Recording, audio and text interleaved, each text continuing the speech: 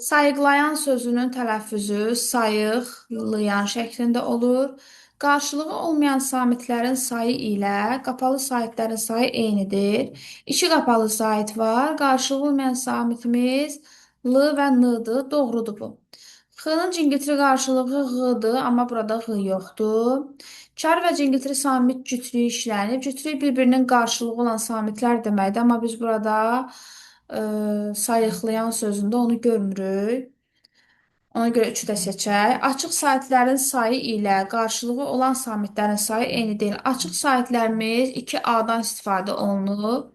Qarşılığı olan samitlər isə S, Y, X, yenə də Y. Göründüyü kimi eyni deyil, doğru fikirdir. Yalnız bir qalın, qapalı, dodaqlanmayan sait işlənmişdir. Söhbət I saitindən gedir, amma ondan 2 dənədir. Ona görə səhvdir. 2, 3, 5.